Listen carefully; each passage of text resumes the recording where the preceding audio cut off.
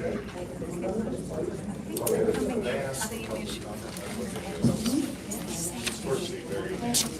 I need a gavel or something. Bang, bang. Bang, bang. Yes, that's my gavel. I'd like to say good morning to everyone and welcome to Iowa State Penitentiary. I think we'll get a welcome later, but if I'm not mistaken, I think the last time we were here was the first in-person post-COVID meeting. And we approved 3 wardens, and I'm still struggling to sort that out. So we're doing 1 today, and that will be good. So I would like to call the meeting to order, and we'll start with the approval of the April 7th minutes. If I can get a motion to approve. Motion. Motion? And I'll second it. Thank you. There's been a motion and it's been seconded. All those in favor, aye. Aye. And those opposed? All right, the minutes have been approved. Our next board meeting will take place on Friday, August 4th at the Newton Correctional Facility. And I would encourage anybody who comes to maybe plan a little extra time post-meeting, because that's where they construct the houses with the Homes for Iowa program, and it's really quite impressive to see what the returning citizens are learning and the beautiful craftsmanship of the homes. So if you can make that, by all means, it's worth it. And that will be at 10 o'clock. I had to do a double take that we changed our meeting time from 9 to 10, so. Before we start, I would like to introduce, last month, Larry Coogee and Dr. Lisa Hill stepped off the board, and we're lucky to welcome 2 new board members. Alexa Perez, she lives in Des Moines. She has practiced law in Chicago and Des Moines, and she is going to start as a professor at Drake Law School. So now she's going into academia, and I will let you fill in the picture a little bit more. And our second member is Jay Nelson, who brings decades of experience to the board. So we're excited to have him in this capacity and appreciate you volunteering your time after volunteering your career as well to the department. Thank you. So I don't know if either one of you want to. Yeah, absolutely. Welcome. Good morning. My name is Alexa Perez. Like Becky said, I am joining the faculty at Drake Law School in the fall, and prior to that, I was a federal prosecutor in Des Moines.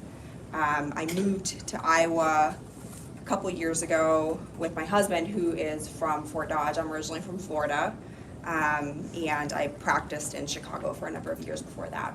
So it's good to meet you all. Thank you. And I'm Jay Nelson, and as Becky said, I worked for decades for the Department of Corrections. I retired almost 2 years ago as a warden at Mount Pleasant, and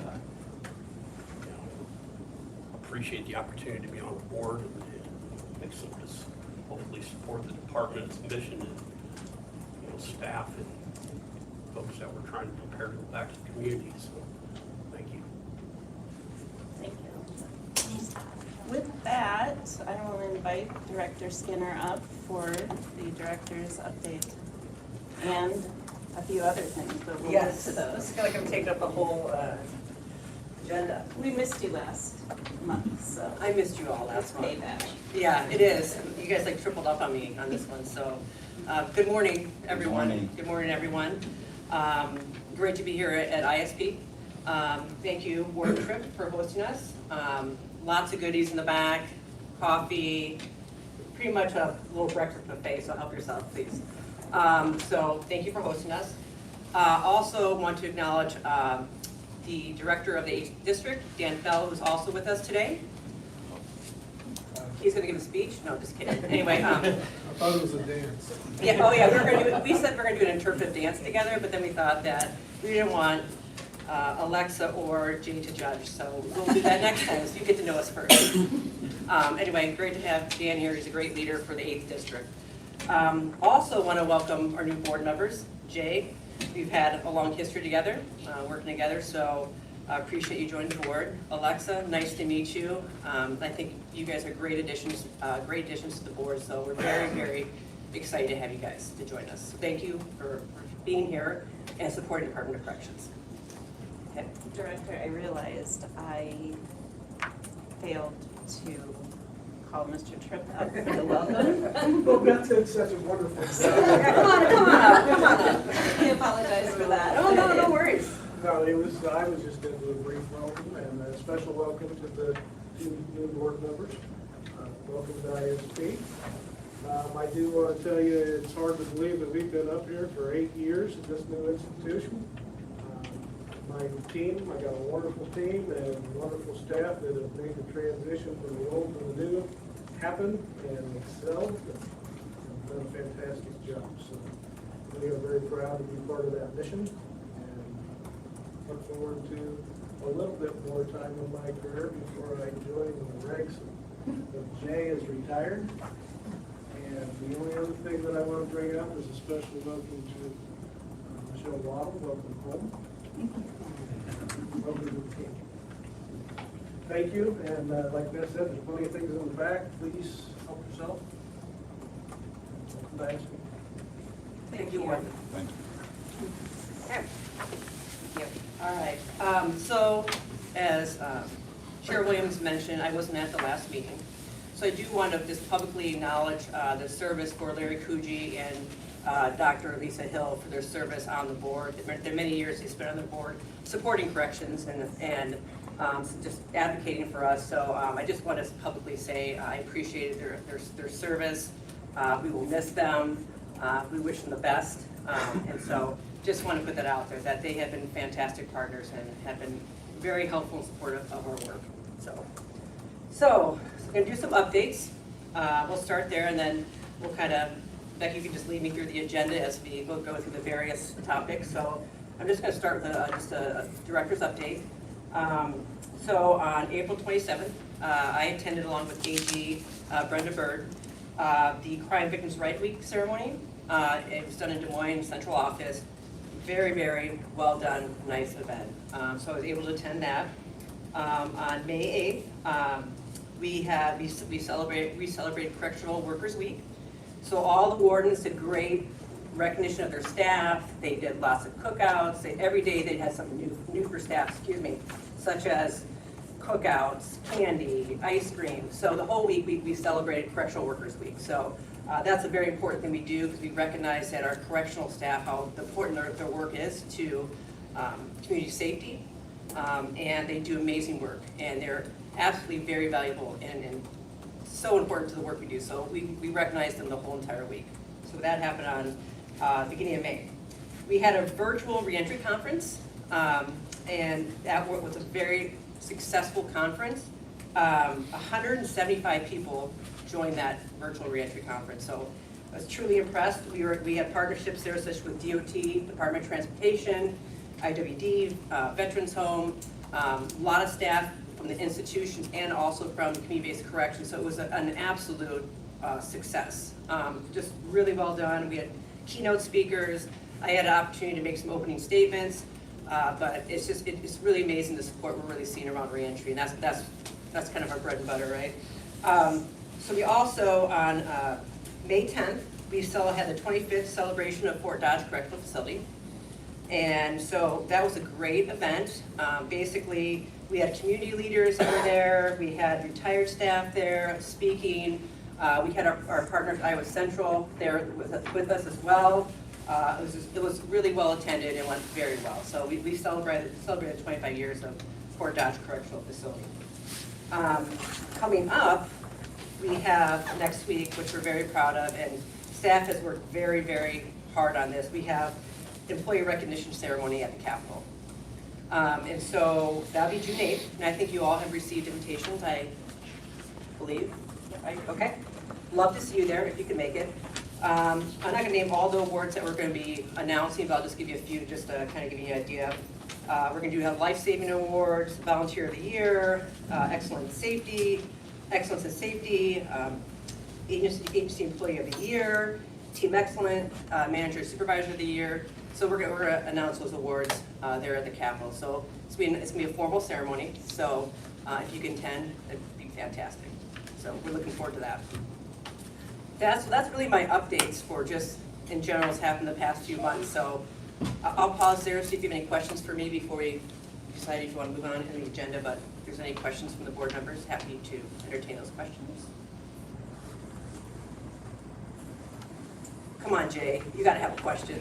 No, I'm just kidding. Actually, I was just Put Jay wondering, on the spot. See, I always pick up. What are your next steps with the reentry? Well, so Katrina Carter is leading the reentry initiative. So they just had a meeting this week, the statewide reentry team. So they're gonna have these on a regular basis because these are really afford us an opportunity to not just work across between the prisons and community corrections. We're bringing in partners from the community. We're bringing in employers and things like that. We want them to understand and learn about what we do and how they can help in the process to make sure that people are successful when they reenter. So that's something we'll continue to do. I really didn't mean to put you on the spot, but I usually do that to Larry. Now Larry's gone, I don't have anyone else to pick on. So there you are, Jay. I'm glad I can step in. Is the simulations part of that conference? Not this last conference, but they do those. I think they try to do these a couple a year. And I will tell you, if you've never done the reentry simulation, it is a must do. It really just, basically what a reentry simulation is that they do virtual ones too, but they also do ones in person. You're a person that's getting out of prison, and it shows you all the things you need to do. And like get, transportation, food, your ID, pay your rent, see your probation or your parole officer. So I went through it with Lieutenant Governor and a bunch of other people. I was in jail like 3 times because it was so challenging. So I recommend, because it really points out what those challenges and barriers are for people that are reentering into our communities. And it gives us that perspective too, so we can understand what are the things that we can shore up and do better around reentry so people are best prepared to get out and be successful. I'm glad that's still going on. Yeah. Because it was much more realistic than Oh. I had anticipated. I was kind of skeptical, but Yeah, I once you go wanted through to it. lie to get it busted. My parole officer kept turning me away every time, and then I just go to jail.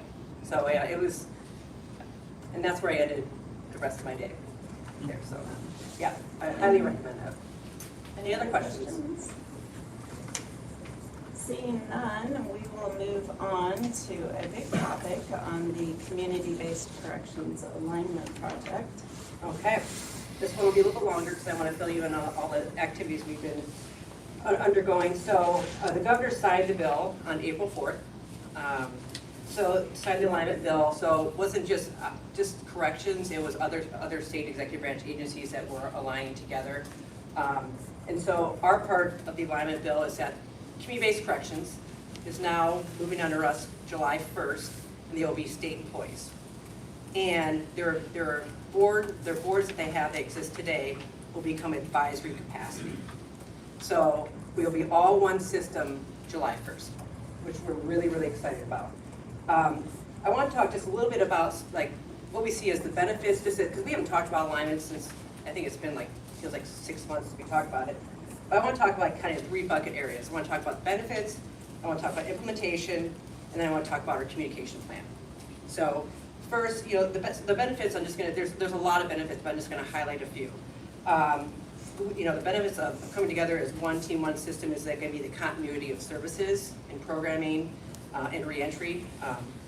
We'll see some system efficiencies. We're starting to have those conversations now. It could be around IT, it could be around HR practices, it could be around all sorts of different things.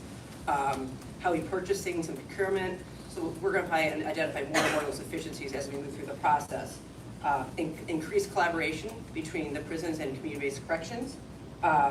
Equity of services, so it doesn't matter what CBC or what district you land in, there'll be some consistent services there that people, because you land in one district doesn't mean you're gonna lose some type of treatment or services. So we're gonna work with the district directors and their teams to decide what are those services that we think are gonna be most impactful, that we wanna see the districts all do, so people have that equity, that chance to get into certain programming and things like that. Other thing too is we want to also elevate the innovations that are going on across the district. So we've done 7 of the 8 site visits in the last few weeks to all the districts. So I'm getting ahead of myself, but I'm just going to do that anyway. And we just visited Dan's, his team, and it was a great visit. So what we're doing on those visits is basically, it's also up to communicate what alignment means, the benefits and things like that, but we've kind of set like an informal agenda. So those agendas would include, we ask staff, what are you proud of? What are the innovations that are going on in your districts that you want us to know that you're very proud of?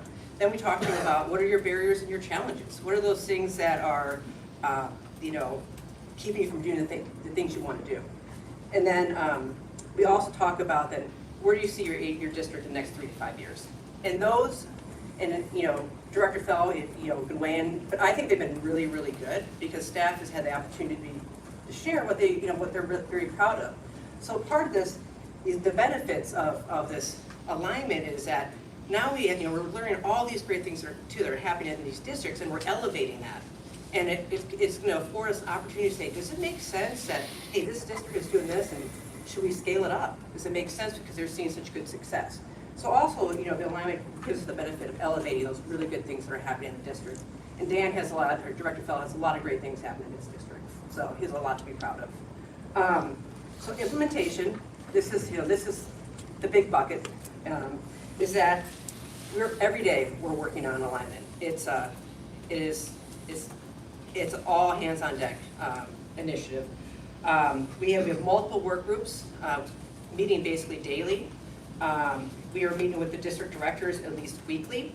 I think we're going to see them next week together. We have a 4-hour meeting with them next week, and we're just going to talk about other, alignment, other things we need to be paying attention to. We're working on policy. Steve has been doing a great job leading around the budget and HR, personnel policy stuff we're looking at, HR, administration, IT stuff. So we're looking at all those various things and how we make sure everything gets integrated nicely, during this alignment process. So we have a lot of different working groups around the state working on some different things in different areas. So to make this process of alignment as seamless as possible. A big thing with this alignment is communication, because we want to make sure that staff understand, the purpose of alignment, the benefits of alignment.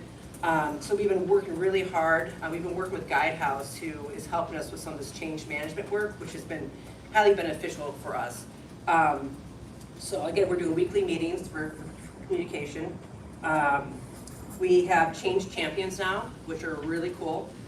So these are people that are picked from every agency or district that are basically kind of shepherding that message to staff about the benefits alignment, where you can get more information.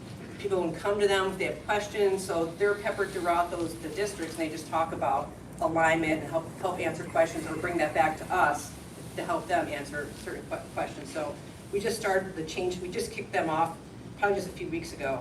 I mentioned the site visits. Again, those have been really successful. My plan is, Joanne, don't kill me, but we're going to go back out again and visit the districts and just kind of see. It's not a one and done. Like I said, we need to continually go out there, meet with staff, meet with the directors, meet with their team. How are things going? What are the issues or questions you're up against and things like that? So we really want to make sure we're taking the time to do that. That's part of building that one team, one system type thing. So also we just actually stood up a SharePoint for all staff, so they can actually go in, and we have rolling FAQs in there. I think there's probably about 40 FAQs maybe, questions and answers around alignment. It can be stuff around about uniforms, it can be around badges, it can be around benefits. And so when questions come in, we roll those into the FAQs. We get those answers, so staff can actually go in and look up to see if if they have a question, it might be answered, or they have the opportunity to put it in there and ask us, and we can respond back. So that's another kind of way to keep the communication going, because we want staff to ask questions, and if one staff has a question, there's probably 50 other staff that have the same question. So we stood that up, I believe, yesterday or the day before. My days are kind of blurring together. But so that, yeah, the rolling FAQs are in there. They can ask questions anonymously if they want to. And so that's just another way of communicating with them. Also, we're going to do a director's message next week and talk about alignment and just, talk about bigger picture, what's ahead of us and things like that. We also are going to do, I believe, a virtual kind of town hall is another thing we're going to do as well. Pretty before the signature of the governor for the alignment of the bill passed, we did a lot of town halls. And so that was pretty beneficial because we're such a rural state. We can actually, these town halls, people can just reach to us, from whatever county they're out into. They don't have to drive 2 hours in or whatever to come in. So we're going to do another virtual town hall so people can ask questions. And I give updates and things like that. So the communication is going to be ongoing. It's going to be rolling. It's, I think, a big part of the success of this alignment, too, is going to be make sure people understand what we're trying to accomplish.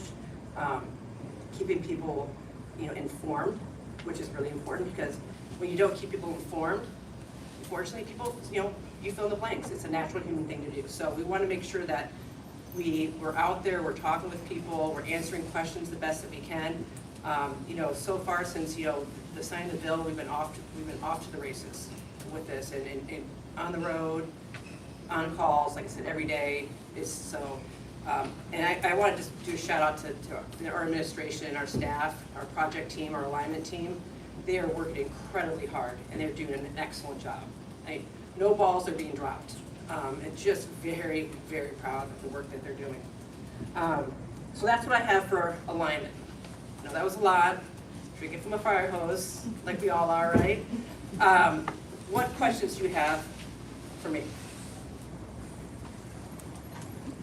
You mentioned that right now it's all hands on deck. Yes. Once you've kind of hit the huge threshold of getting it up and running, what does the oversight structure look like from central office? Like how are you going to maintain the communication, and where can people reach out to, or what does that look like ongoing? That's a great question. So my thoughts are, so when you do big change management, things like this, or, and Guidehouse, like I said, has been a great partner. This is going to take 3 to 5 years at least. So the structure we have now and the intensity we have now might maintain that intensity in terms of all these different work groups. We might add advisory groups down the road when we look at additional things that we want to collaborate on and things like that. But we'll always have a centralized team. We'll always have a centralized team with the wardens, the district directors. Those regular meetings will continue to happen. So I see the structure we have now is probably going to continue for, I don't want to freak people out, but probably 6 months to a year. And then when we start kind of getting past some of the more technical operational stuff, we might move into a different kind of structure, which is talking more about policy, or talking about our strategic goals, and then what are we prioritizing as an agency. So that structure is going to be in place for quite some time. I mean, this type of change, where we're basically, DOC is bringing in 1,100 new employees. So bringing that many people on, it takes time. It takes time to communicate with people. So again, this kind of change, our system has been set up this way for 40 years. So this has changed. And for all of this, right, change can be difficult. And, and we have to have patience, we have to have grace around, these, because things, we're a big system. And so we want to be thoughtful, we want alignment to be successful. So we want to make sure we're planning, months and years in advance in terms of what things are going to look like. So this is obviously truly a big commitment, and we are very hopeful. We think this is going to be a huge success. I think it's going to make us the best department in the country. Yes, I said it publicly here. We will be the best department in the country. All with having the districts with us and the great work that they're doing, bringing the DOC together, the president side, and the great work they're doing. We're going to see amazing things happen. Very excited about that. Great, thank you. Sure. I have a question. With the community-based corrections, they had approximately about 84% of the inmates on out work release, and we had about 16% of the inmates in the prison system. Will anything change with that? Will we have more inmates coming into the prisons, or will it be more just in the community that they were originally from, with the chief judges and all the people in the communities making decisions on keeping these inmates working in the community that they're living in? Yeah, so Trent, that's a great question. That's a question that's been comes up quite frequently. We're gonna let the districts manage their beds. I mean, however we can be helpful, but I think the initial concern, and I hope I'm understanding what you're asking, is that now that you have the prisons and the CBCs together, is the prison gonna start pushing people out into the CBCs, into those beds, or into the community? We're not doing anything differently. We're gonna do things like we always have done. We wanna make sure that the right people are ready to go out to be released. The district is ready for it. We'll work closely with the districts. That's not gonna change. We're not gonna be pushing out the population to control the prison population. All that stuff is, we're certainly gonna have conversations with the district directors around residential, like what are the best uses of residential in terms of how we utilize beds, but they're gonna manage that. We're not, the prison side, or the central office is not gonna come in and manage the beds. Does that answer your question? Okay. So with this alignment, will you collaborate with research with the districts and talk about research a little bit with the Just like my favorite thing, right? Right, that's what I Okay. wanted you to talk about. Yeah, there's gonna be, so, one thing where we have a data governance, we started a team. And so one of the goals of that team is going to be to work with the districts, work with the prison to make sure that what are the key metrics that we want to capture, even capture through this alignment. We want to be able to capture some of the wins, small, big wins. And then we're gonna work together, and then we're gonna make sure once we have those metrics identified, that we operationalize them the same, right? So it could be, like, if we pull data from central office for, let's say, technical revocations or for employment, someone else that's out in the field or maybe out in the district or even the prison, like around programming, might pull it differently because how they're like, they're like variables. Like, are they sorting people properly, and how are they including, how are they cleaning, scrubbing the data? So this group is gonna help with, okay, these are our main metrics. We're gonna pull them the same for every district, for every prison. That way it's always apples to apples, not apples to oranges and things like that. So that is something that's gonna be a big thing that Sarah Finnan, who's our research director, she's not here today, but is basically, she's running that, and that's gonna be a big thing for us. Because data tells us the story. And we are a very data-driven organization, so we wanna make sure our data is clean and it's consistent, and that we're all understanding when we pull a metric, what it actually means and what we're trying to measure. Does that make sense? Right, and so when I asked that, so I was thinking about numbers for data and narratives. Like, do we ever do narratives? Like qualitative? Yeah. Yeah, I mean, we have, like, in terms of, the best approach in research is, in terms of my opinion, some people may disagree, is a mixed method approach, which is a quantitative and qualitative approach. The qualitative approach is hearing the stories, and here's the success stories or things that are working, the more anecdotal type stuff. So we try to pick those things, those stories up, but we do get a lot of those. So a blended approach is the best approach. We can talk about research. You want to talk about research? Well, we can talk later. Okay. Yeah, I have more questions, but one more question about Sure. it too.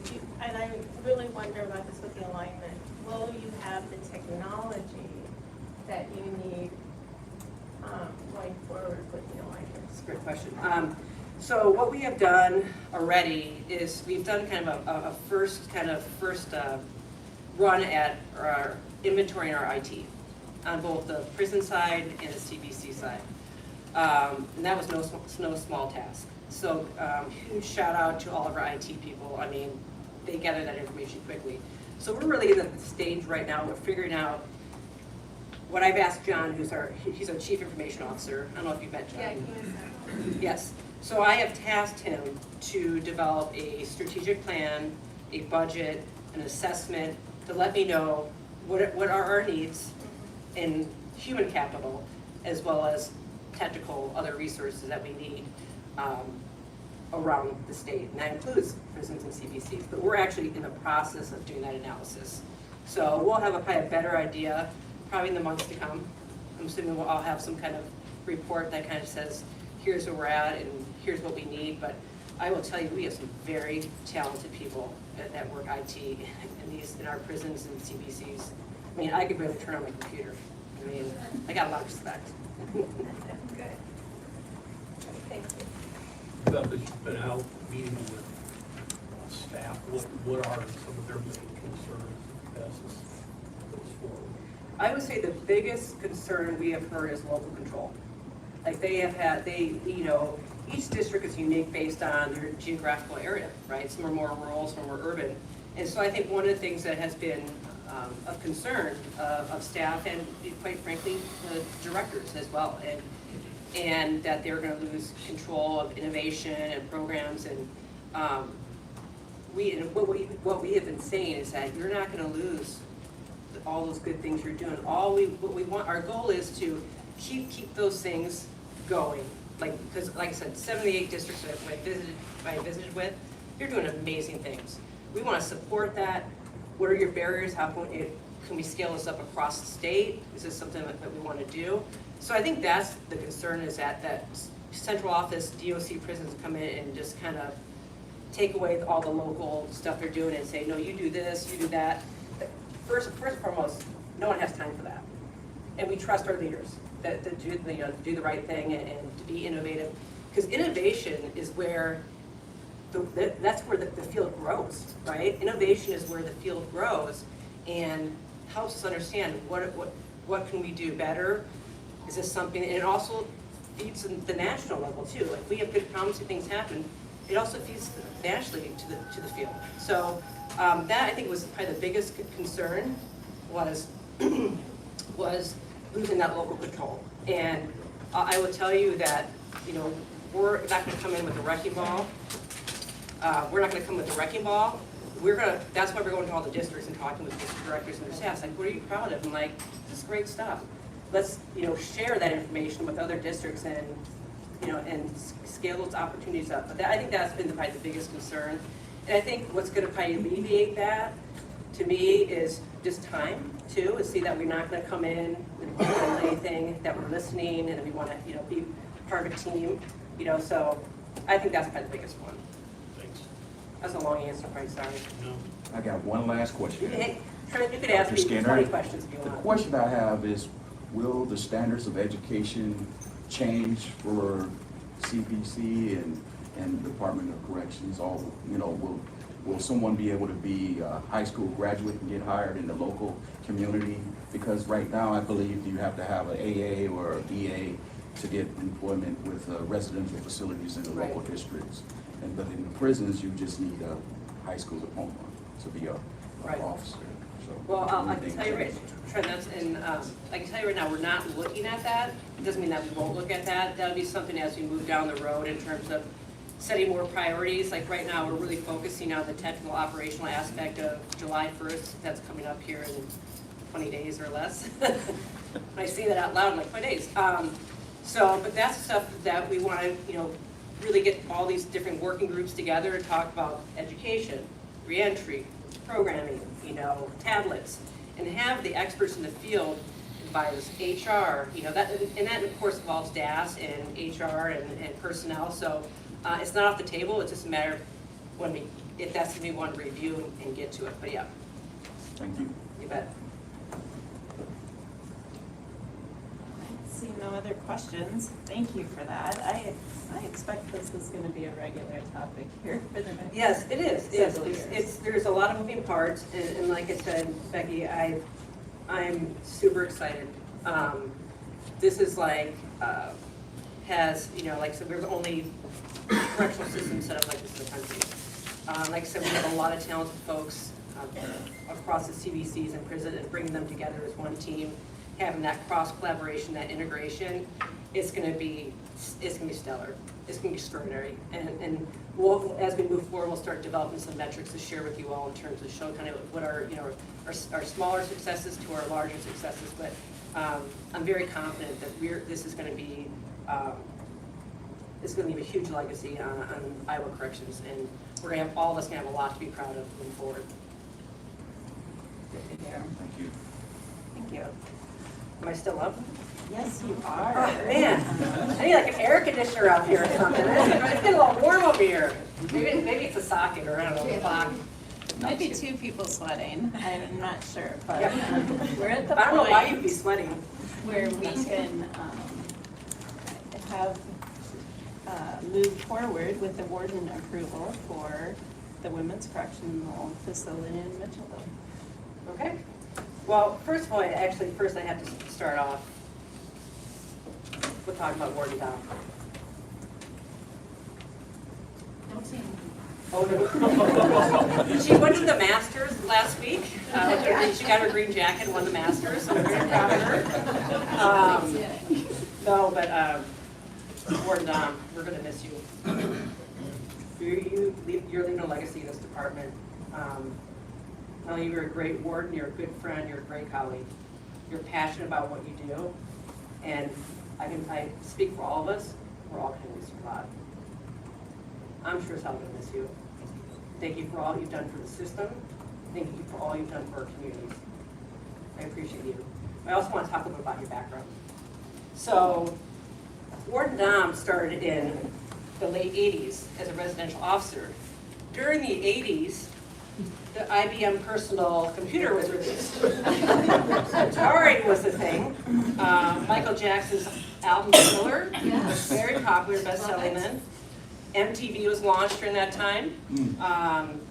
Polaroids were very popular. Cassette tapes. I still call them cassette tapes. I don't know if you guys do, but I still say, no, cassette tapes. Movies that were very popular back then when you started were Back to the Future, Ferris Bueller's Day Off, it's a good one, Breakfast Club, E.T., make you cry, love E.T. But most importantly, which I think you will appreciate because you are a fashion icon for the Department of Corrections, acid wash jeans were popular back then. Weren't they? Yes, so, and I'm sure you had a pair. So, anyway, so, Warren, so she's been with us since the 80s as a residential officer in 5th District. She was a correctional counselor at the CRC and ICIW. If you give me a look, I got it wrong, just correct me. No, that's right. Okay. You were also at ICIW as a treatment service director. You were also the deputy warden at ICIW. It almost seems to give you an ICIW tattoo, maybe. You see a lot of ICIW thing as your retirement present. Assistant deputy director for the Eastern Region when you worked in central office. You were the warden at CCF and of course at ICIW. What I heard is your favorite new full-time role is being grandmother, and it's Mima. Mima. Can we call you Mima? Yeah. Okay. Your last day is the 7th of June. 9th. Don't be kicking me. I was trying to help you out. Anyway, I just want to say thank you for your service and your leadership. And I know a lot of people in this room that are here and not here have a great appreciation for you and your leadership. And like I said, we're going to miss you a lot. Okay, so transitioning it over. So who's going to take the helm of ICIW? She's sweating on the second chair over there. We have given her quite a hard time this morning, so she has been a trooper. But Michelle Waddle, I want to look a little bit about Michelle Waddle's career. She began her career at the Iowa DOC in November of 1998. Sorry, I don't have any fun facts. I might have a few. Yeah, at the Mount Pleasant Correctional Facility. Did Did you guys work together? We did. Jane? I was on the interview panel. Okay. So guess what? You get another vote, I bet. You're moving forward. So That's Sarah, three, man. you may have 3 now. Okay. So in August of just giving you a hard time. So in August of 2012, Michelle transferred as a counselor to the Iowa State Penitentiary. Where we are here today. That was her home. Shortly thereafter, she was promoted to a treatment service director at the old fort. And in 2015 was part of a transition from the old ISP to the new facility. During Michelle's time at ISP, she was a treatment service director over the general population. If I get any of this wrong, you'll correct me, I'm sure, or you probably should be. The medical unit, and the minimum out, I'm just kidding, the minimum out, and the restricted unit. It was during this time Michelle was aware of the John Bennett Leadership Award. In 2019, Michelle was working at the Iowa Medical Classification Center unit as treatment service director over the reception unit and later the special needs and juvenile unit. In June 2020, Michelle was promoted to Associate Warden of Treatment at the Iowa Medical Classification Center. In August of 2021, Michelle was promoted to the Deputy Warden at the Anamosa State Penitentiary. And I will just leave with this. I have grown to know Michelle over the years. I have a lot of respect for you. You do great work. You're a hard worker. You're a great leader. I always say, right person, right seat. You're the right person, right seat for ICIW. So thank you for all that you do. And thank you for being part of the team for all these years. Do you want to say anything? I have to. I'm gonna stand up here. First, I wanna, hopefully I get your vote. My phone started at 6:30 this morning by the warden. Oh, yeah. Oh, good luck And then today. I came in and told her, I was like, I think you only have two. I thought I had Becky's, and I saw Jay, I'm like, oh, there's another. So, maybe. So thank you so much for your support, for this chance, this opportunity. I'm sad. I am. Director Skinner, Deputy Director Gibbs, so appreciate your support, the joy that you bring to this department, the openness that we have as a group and as a family, because that's what we really are. To Cheryl. No eye contact. She said legacy. There's so much truth to that. I am so honored to follow in your footsteps, and I promise I will love ICIW and honor it and do the very best I can for you, for the department. And ICIW, I am so excited. We are going to have so much fun. This journey is going to be amazing, and I am so grateful for this opportunity. So thank you all so much. Thank you. Thank you.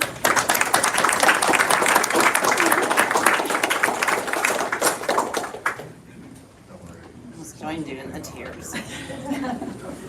Well, I am honored to call for the approval of Warden Waddle. If I could have a motion to approve her.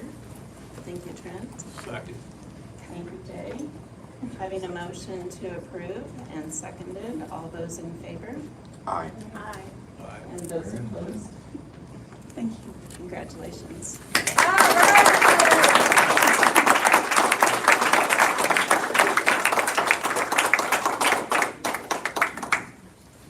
I'm off the hook now, right? Yes, you are.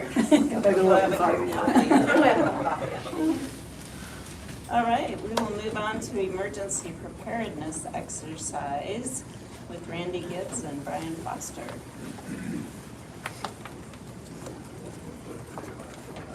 Sure, Oh, this is when whenever you're ready. So, I'm Deputy Director Randy Gibbs. Welcome, everybody. Let me say a few things first. First of all, echoing Miss Cheryl. We've known each other a lot of years. She's been a mentor to me. Now I'm the one that's going to cry, and I don't do that. That's okay. A good friend, and most important thing I can say that she's ever done for me is she's been the one that pushes me to do the right thing, even when I don't want to. Or because it's hard and I just don't want to deal with it. She's always been that person for me to push me. Sometimes she's not very nice about it. But I love you. I'm going to miss you. Good friend. I'd also like to recognize a few other people in the audience that came here today. Very important people. Warden Marcy Stroud from Mount Pleasant. Yes. Warden Chris Carberg from Fort Dodge. And Warden Mike Heinrichsey from Iowa Medical Classification Center. So thank you for you guys coming today as well. So emergency preparedness, our annual training. Brian's going to kind of give you the nuts and bolts in that, and then after that we have a short video. It's actually a movie trailer. It's actually a recruitment tool that we need to recognize Rodolfo Gonzalez in the audience for putting together. He's very talented. Nice job. You will, this dude should not be in corrections. He should be in like cinematography or something. He should be making $1 million a year somewhere. You know, he's an ex-Marine. I mean, the guy's great, okay? But you'll love what he put together. But every year, we bring our emergency teams together for an annual training. It's usually about 3 days. And our emergency teams are really fourfold. In fact, I kind of got a little taste of one a minute ago when you heard that alarm, right? Okay, so we have our CERT team, which stands for Correctional Emergency Response Team. It's like a SWAT team, okay? So we have our CNT teams, our Crisis Negotiate teams, right? We have our Health Services. And we also have our Staff Support Services, which we're just starting to integrate them in our annual training. So it's 3 days of scenarios, drills, and real life activities. And with that, Brian, would you want to fill in some of the blanks? Okay. Brian's team puts this together every year, and you cannot imagine the amount of work and the amount of coordination it takes to have such a successful operation like this. And we've, minus the 2 years of COVID, we've only been doing this since about 2017. And so take out those 2 years of COVID, we didn't even do it then. So when Ryan's finished, go ahead, we'll cue up the video. I think we'll play the video now. You want to? Yeah, let's play the video now, and that way you can get a Am I light right? on that side or Am I something. right You can that see it a little took bit place easier. here? Sorry, Becky. What's that, Becky? Am I right that it took place here? Yeah, Yes, it what took place what here. we do is every year we alternate between ISP and Clarinda. And part of the reason for that is because we have the old ISP as a great training ground, and then the closed MHI at Clarinda. And so we've been alternating every other year, gives some variety. We put on all kinds of real life, actual role playing training, so. Any other questions before we play? Well, it's supposed to be a movie theater. It's always good fun. music. Hey, come on, Where's the man. popcorn, Randy? 3D or?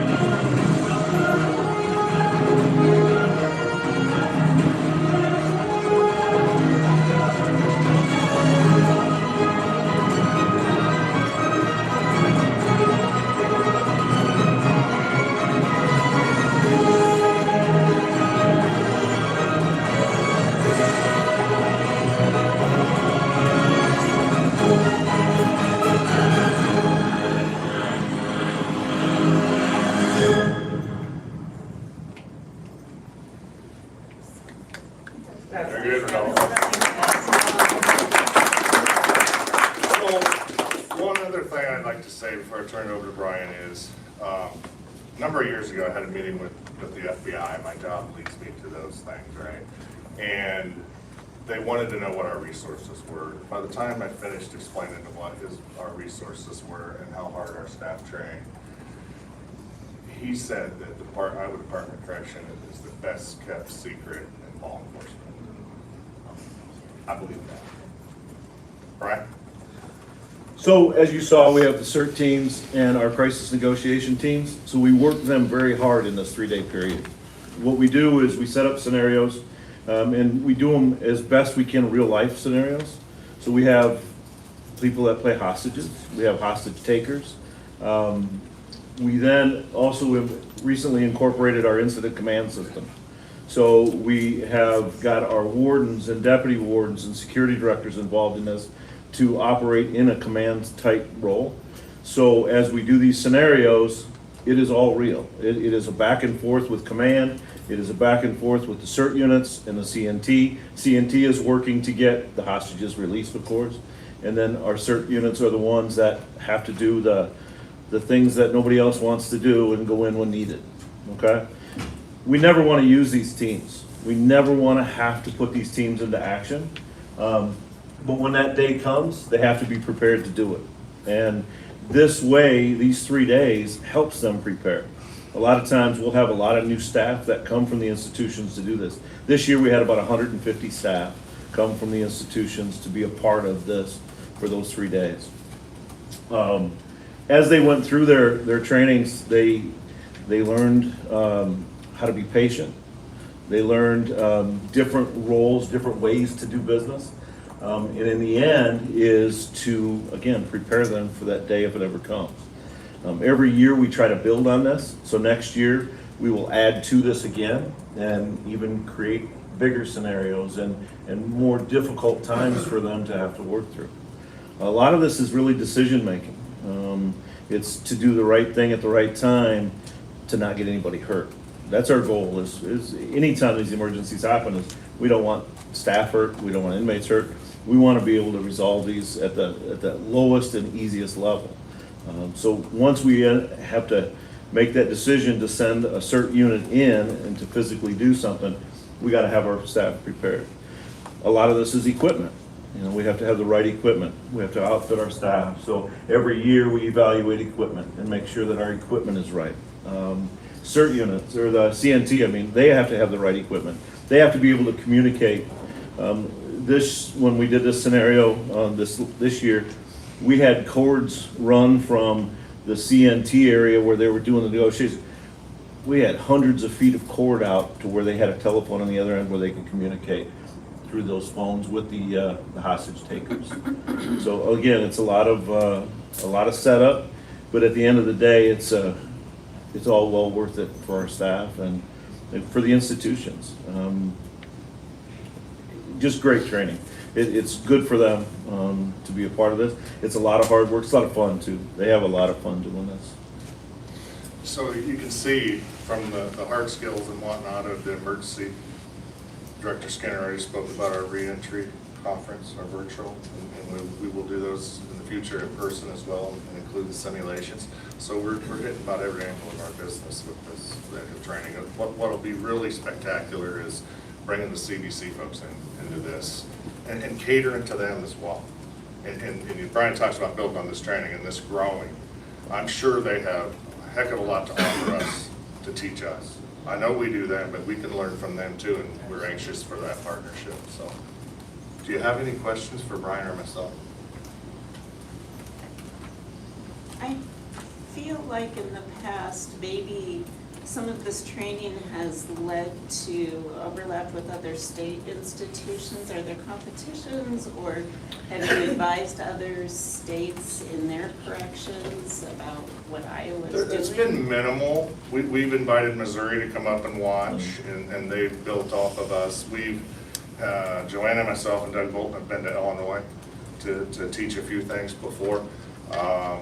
Local law enforcement is really, really wanting to get involved with us in this. And we're happy to help with that, and we're happy to integrate with them. You know, they often request the use of our canines. You know, a lot of the smaller departments do not have canines. And so, yeah, there's partnerships developing out of that, more so within the state than out of the state. We do a CERT challenge too every year, Yep. where the CERT teams get together and it's an obstacle course of firearms and different obstacles that they have to go through. And we do invite all the local law enforcement, state patrol, any of those to be a part of that as well. Thank you. Any other questions? So when you do the exercise, do you come about seeing if you're up to date with your equipment? I mean, is our equipment where it needs to be for, you know, these emergencies? Right, and we have policies on the equipment, and Brian Foster and I are over those policies, and Brian always ensures that we are up to date with the latest technology. But you also remember that's a funding issue as well. But I will say that we have the most up-to-date equipment compared to any other department. In fact, recently we are in the process of adding tasers to as a tool for us to use, which we haven't had in years past. So I credit, honestly, Beth Skinner for allowing us to utilize that tool, because that's a tool that helps prevent people from being hurt, not to hurt people. Throw phones used to be an issue because I know Mount Pleasant's ours get a little antiquated has funding been available. For what, Jay? Has the funding been available to improve the throw phones? For throw phones. Yeah, we just updated Mount Yeah. Pleasant, and ISP each got a new set. Actually, they were donated, came through a grant through State Patrol. So a throw phone is a tool used by your hostage negotiation teams that allows them to communicate with the hostage taker at distance. So, any other? Jay, you forgot? I'm hard of hearing, man. You gotta speak up. You know, I'll just say, I always appreciated that with the scenarios are realistic. I will live through times when they did scenarios where you might as well just lay down and gave up because it wasn't never gonna be success. So I think you guys have done a nice job with that from what I've seen over the years. Thank you. Thank you, Gordon. Thank you. All right, I would like to call on Matt Jones for the offender phone system.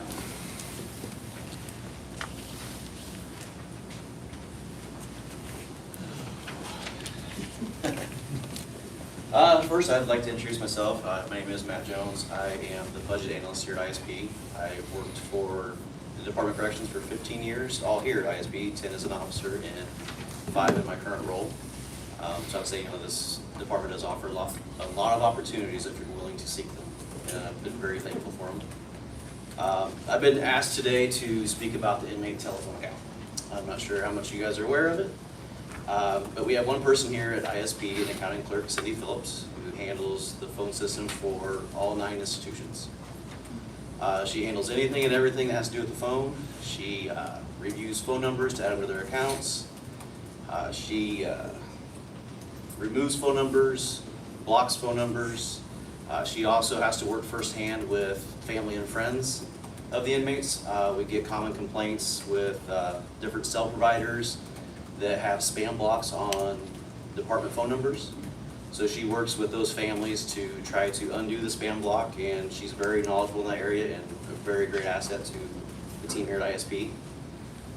She also adds money to their accounts as they send out store orders, which brings to the 3 ways that they can add money to their account. The inmate can use the kiosk system, which all institutions have the computers located throughout their facilities. And when they went to that change, it saved tremendous time in our office because we used to have to enter everything manually to put money on the phone books.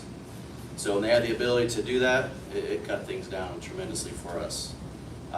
The family and friends, they send their money into a PO box. We do with money orders. They have the ability there to place money on a specific account. So if mom is sending money in and wants to make sure that son is only calling her, she can specify that that money is only used on that account. The other option, you know, they can put it on the general books, and then it's unlimited to where they want to spend it on the phone. Just briefly, I'm going to kind of go over some of our sales or revenues that we generate from the phone account. Everything is kind of general approximate numbers. I'm going to go back to 21, 22, and kind of cover where we are currently on 23, where we stand. The gross sales for 21, which would be all money put on the books by family, friends, inmates, we were about $4.3 million. Out of that, we paid the ICN, which bills us our monthly phone bill. We paid them $3.5 million, which to me it's crazy to think of how big these numbers are that go through this system. In 22, we had gross sales of approximately $4.6 million and paid 3.7 for the phone bill. The slight increase there, I would probably uptick to a little bit of COVID situation, and that kind of touch on that later, what we did to help the inmates in that time. Currently here in 23, and this is as of April, so we still have 2 months to go, we're sitting at 3.4 for our sales and 2.8 for the phone bill. I'm estimating that we're probably gonna come in about 4.1 for revenue and 3.4 on the expense for the phone. So you can kind of see there's a trend kind of going back to 21 where we had that little peak in 22. And the reason I kind of think that happened, when COVID hit, the department made a decision that they were going to give every inmate $1 a week phone credit or oatmeal credit. And that's why I would contribute the uptick to, and we also were not allowing in-person visits during that time frame. So there was more of a need for the phone services. And I think that was great that the department took that initiative to help them guys, because I know from being an officer, I mean, they stress out when they can't get a hold of their family, and I think it was a great opportunity that we jumped on, and I hope the inmates enjoyed that benefit that they received.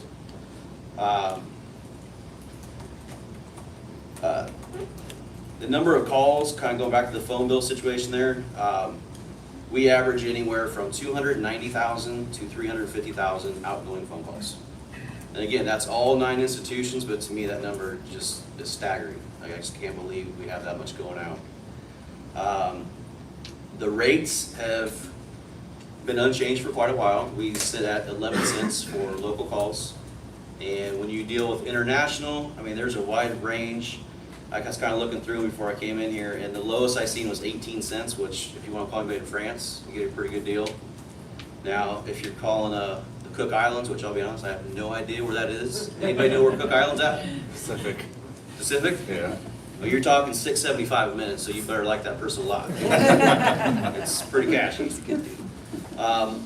Most of our calls too do also have a max of a 20-minute maximal billing.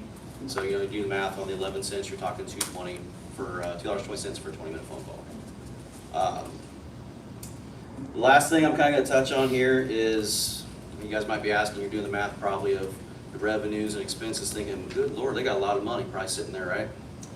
So kind of some of the things that we pay for out of that phone account, we do an annual education transfer, which is helping the community colleges, the vocational education. You know, we're trying to benefit the population, which that's also one thing when we are expensing money out of the phone account, it has to benefit every inmate throughout the state. You know, we can't just say, ISP has a need for this, let's pay for this through the phone account, and say Clarinda isn't gonna benefit from it. So it becomes very difficult to find sometimes expenses that we can use this account for, because like I said, you have to get everybody. But Steve and everybody in the central office and other places, we do a great job of identifying the opportunities. The other one, we do an annual inmate law library, which is about $85,000 a year. I'm sorry if I didn't mention the education, it was $500,000 that was spent on the education. The law library is $85,000. I think that came on maybe, it's been since I've been out in the business office, maybe 4 years maybe. I'm not real familiar with it. I believe it's an online law library that they can access. That way we were able to take out some of the books through the libraries that they were using in the past. We also pay that one accounting clerk, which wages about $70,000 a year, and obviously with increases that goes up annually. I said I already touched on the COVID situation with the $1 per week, but the crazy part to me was in 21 and 22, we spent $570,000 on those credits, which again, it was a very generous gesture. I think was needed through that time to help everybody get through. We also pay for language translation services. Another one that kind of sticks out to me that I guess I was naive to, but every dollar that goes into the phone account, they do pay 7% sales tax. So monthly, we are sending about $23,000 to $25,000 to the Department of Revenue for sales tax off the phone account, which I thought was, I don't know, I just kind of overlooked it, I guess, when I got out here, that I didn't realize we did that type of thing. But that's kind of the account in a nutshell. I mean, there's probably a lot more out there that I didn't touch. That's kind of the tip of the iceberg with it. You guys have any questions on it at all?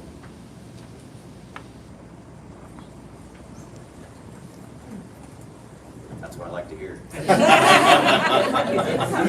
Yeah, lucky. It's tough following your self-director and Mr. Gibbs and Mr. Foster. They're pretty good speakers up here. Thank you. Thank you. Thank you. Appreciate it. All right, Steve, you look at the budget. Thank you. So I did want to thank Matt for doing that. I sprung that on him in the last couple of days, so he did a fantastic job of kind of explaining, the benefits that we can get from those funds, kind of how that's coming in. Wanted to thank ISP in general. Terry Ham, here, the business manager, does a fantastic job of running their budget and making sure things are going according to plan. Warden Tripp as well, do a fantastic job of making sure that we're safe and secure here, that our staff are honored and are working towards those goals that we all have as far as community safety. Welcome to the new board members. I am Steve Dick, financial manager at Central Office. I'm kind of a partner.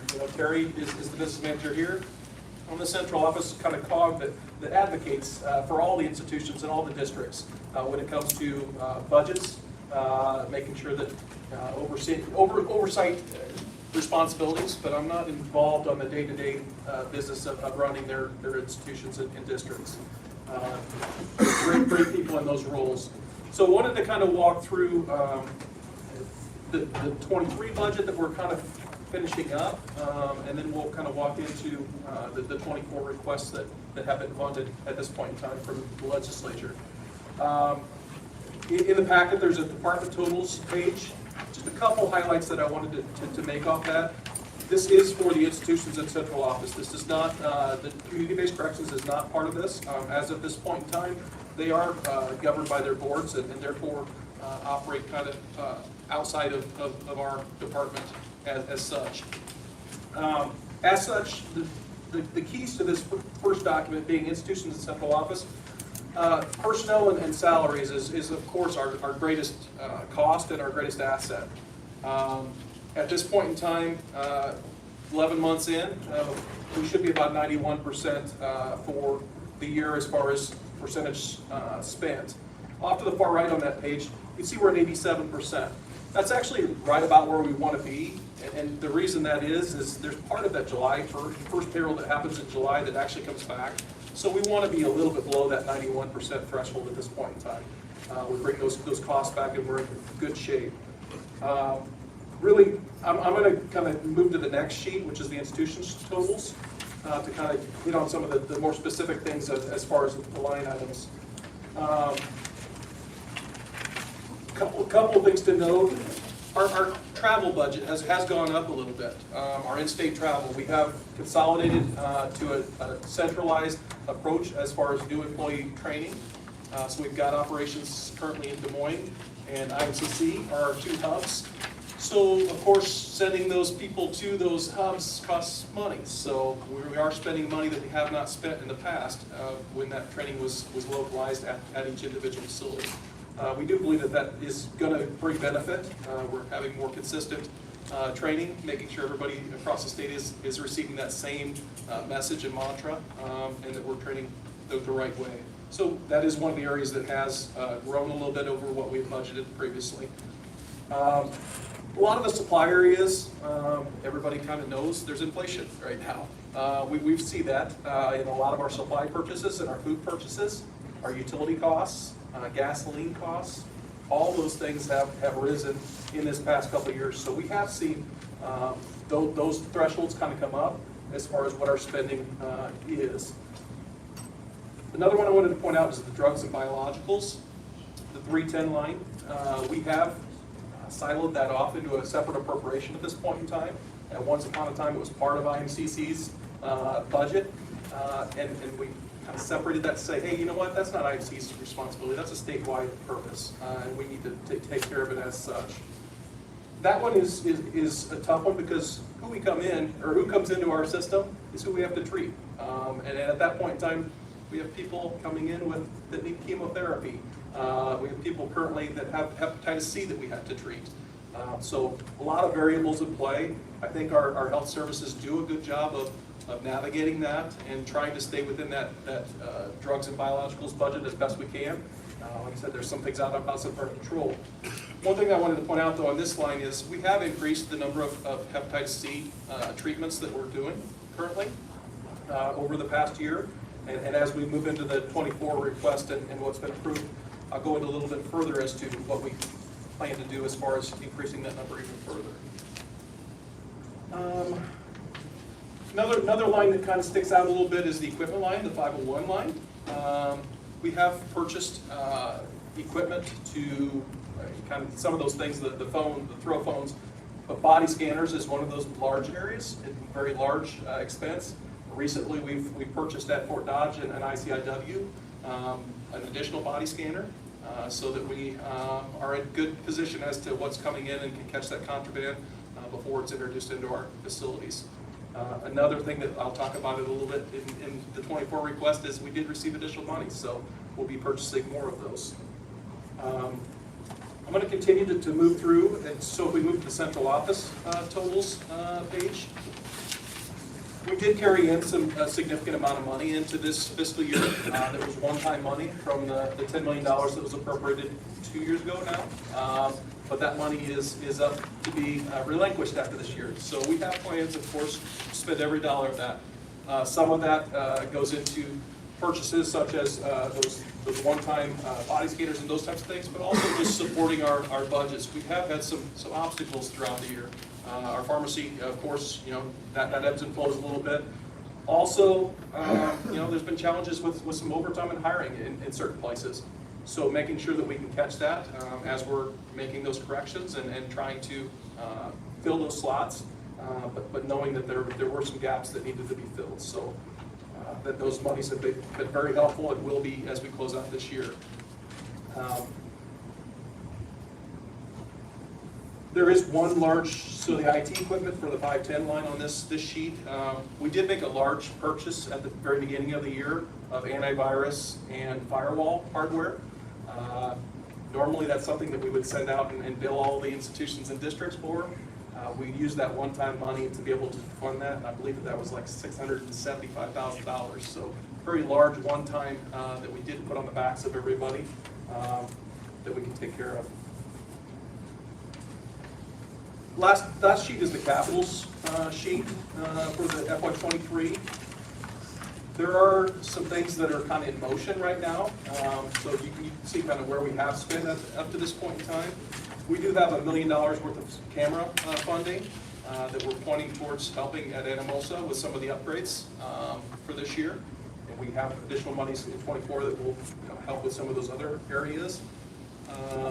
We have an appropriation that's ending at the end of June this year for building and automation systems. So that's like your HVAC, building controls, locking cells, all those types of things are that brain. We've got some upgrades that are happening to finish up that appropriation that we got 3 years ago. ASP is also working on a phone system upgrade currently. We're pointing some money. And then the large one that makes up the bulk of the funding at this point in time is our Clarinda Kitchen project. That's kind of been put on hold. The bids did come in a while back and were higher than we wanted them to be. So we had to, basically put things on hold until we can solidify the rest of that funding. So we're working on different angles of the department coming up with those funds, and hopefully we'll get that project moving again. But that does make up the bulk of the amount that's left of the $16.2 million that's in this capitals.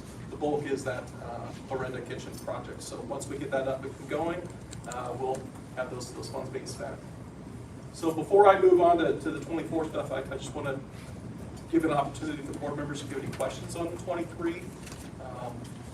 We're kind of in that wrap-up phase of let's finish out the black, and that's our goal every year, and of course, that's where we anticipate being.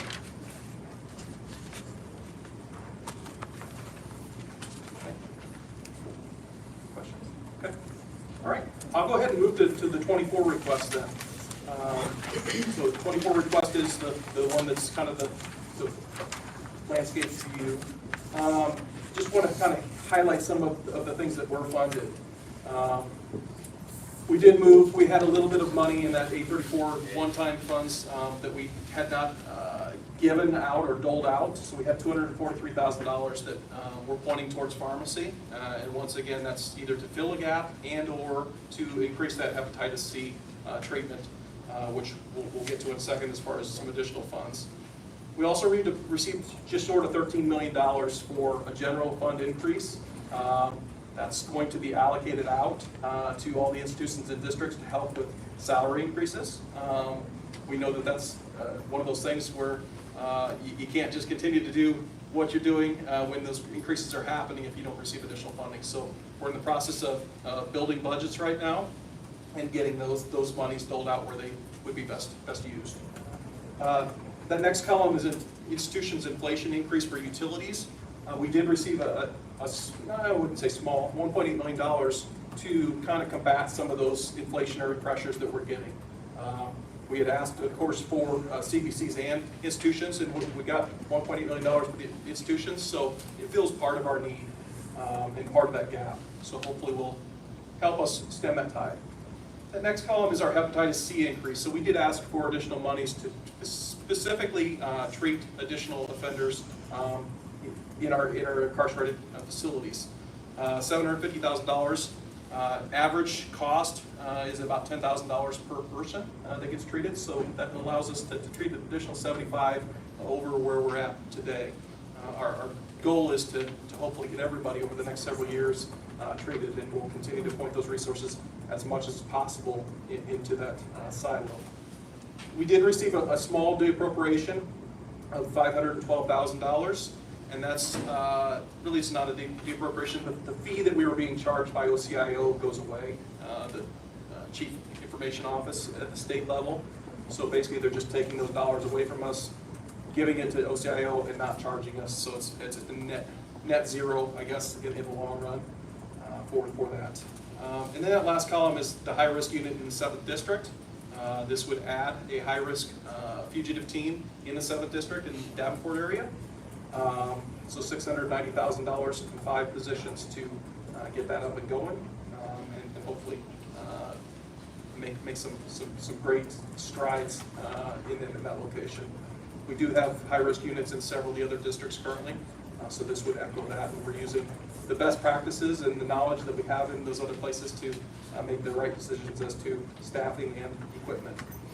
So overall, about 3.8% increase for the department, about $15.7 million of general fund dollars. We're always happy to receive those dollars and thankful for the legislature and the governor for recommending and pulling through with those appropriations. Any questions on the general fund before I move to the other funds? So I just, about the FTEs, so are we going to have any FTE changes in the other districts then, make it appropriate to that, or, because you mentioned there'll be some changes with people, so I don't understand, I guess. Yeah, so basically this is specific to an additional request that was made, and this request actually came from some local folks in the Davenport area, some of the other boards that went to their legislature and basically said, hey, this is something we'd love to have. We of course supported it, knowing that this is an additional resource for the state and for the 7th District. As far as other positions, we didn't receive any funding for adding positions. Of course, as a position becomes vacant, we always look to what's the best use of that position. So we don't necessarily get to add additional positions, but we can reclassify at any point in time. So if a position becomes vacant and we say, hey, you know what, it doesn't make sense as it sits right now, we actually have a greater need over here for this other area, we can always ask for and request that to be done. So, yeah.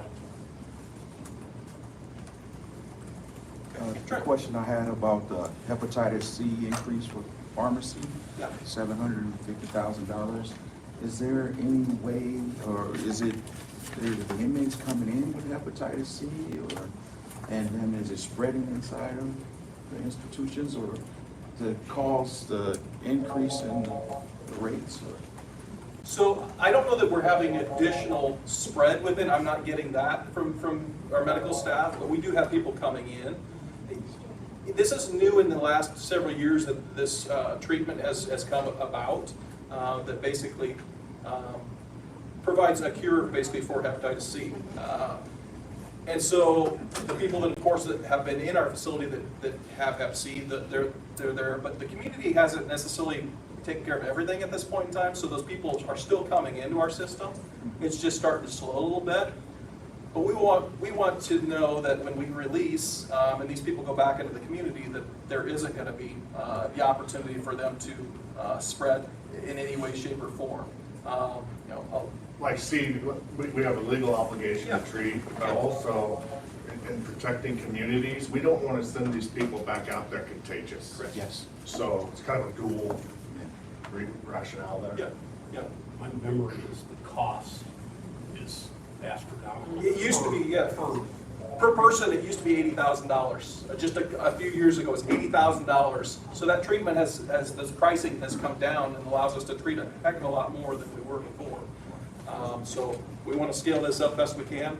Like I said, our goal is, at some point in time, we're just treating people that are coming in, and hopefully that's a smaller amount, and we can point those dollars elsewhere. But our goal is to completely treat our population over the course of the next several years, get it completely solved, and then, like I said, then we just have people coming in. Thank you. Yeah, you're welcome.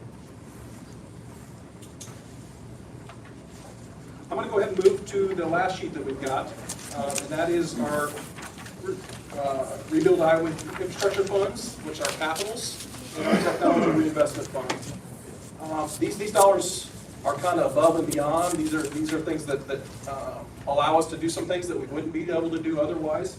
So the Rebuild Iowa Infrastructure Fund is a capital fund. So the three areas that we got additional money on are four. We got $865,000 for institution body scanners. The hoping that purchase is about 5. And once again, we've started that over the last several years of getting those in the facilities. But there's additional places where we have maybe incarcerated individuals coming in and out from work throughout the day, which would be beneficial to have another scanner in those locations. Our ultimate goal is to, once again, combat that any contraband that's coming in and eliminate it, and this is a good way to do that. So that's something we will be moving forward with. We got $1.2 million for Mount Pleasant for an apprenticeship building, to construct a building at Mount Pleasant. We're excited about that and what those opportunities for those incarcerated individuals will be moving forward. Also received about $2.8 million for IMCC for electrical grid and service upgrades in the North Addition. Once again, there's needs across all of our sites, but that's one of those things that if you don't have the power to run the technology, you're kind of out of luck as to adding those things that would be beneficial to keep our places safe. So about $4.9 million of Rebuild Iowa Infrastructure Funds. We also received camera system upgrades, about $1.8 million or $1.9 million towards that. As I mentioned a little bit ago, we did point the current money to ASP. So we'll be looking at some of those other opportunities. I know Mount Pleasant has great needs at this point in time. So we will identify those areas and do our best to prop up and replenish those areas. Also $325,000 for institution body cameras. Another area that we've stood up in certain places. We want to scale that up to all of our sites and possibly use in the CBC districts as well. Scale that up and make sure that we can keep our officers safe. So about $2.2 million of technology money as well. Once again, very thankful for these dollars. There were not a lot of dollars allocated out of these funds this year. It's one of those areas that was shrunk a little bit in state governments, so very thankful that we did get these dollars. Any questions on these funds? How many facilities have body cameras? Body cameras in the facilities, we have 4, 5. How many Every facilities? facility, but Mount Pleasant doesn't use those due to the fact they're minimum. Cheryl does, Mitchellville have Mitchellville does, so every facility at Mount Pleasant. And Rockwell. And Rockwell, that's right. Our minimum camps we chose not to. That could change. In fact, I see the program expanding over years. And so not even just implementing at the ones that are not, but also ramping up the ones that do have it. Absolutely. And making sure that we've got the right numbers and really move things forward. Is that the same for body scanners? The body scanners, does everybody have Does They everybody will have. They will after these are purchased, everybody will have. Some institutions, due to their mission, may have more than one. Correct. Actually, Jay, I was gonna gonna say this, we just bought one for our IIs that are leaving the visiting room. I wish we could flip it and have our visitors go through it, because that's how it's getting in, but we can't. So we have to do it on the back end.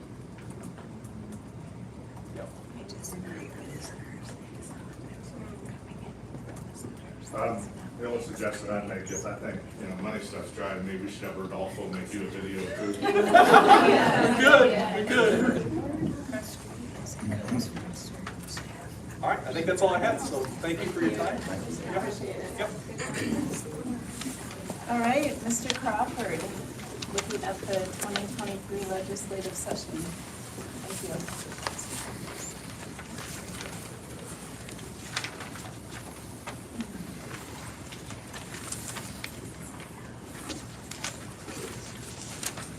All right, good morning.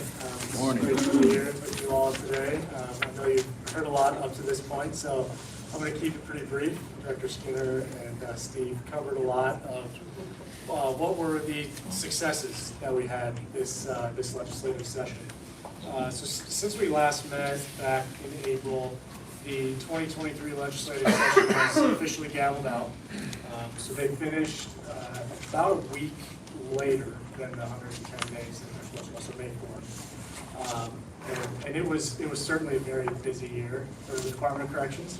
As Director Skinner spoke about at the beginning, the alignment legislation took up a significant amount of our time, and it was a huge priority for the department.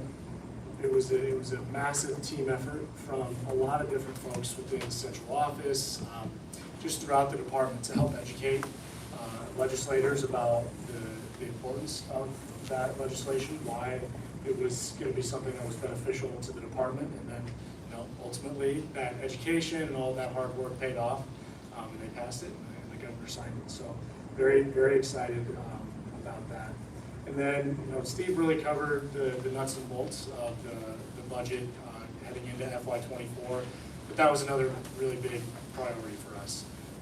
If you've spent any time up at the Capitol, there's a lot of different interest groups there, a lot of different folks looking for funding.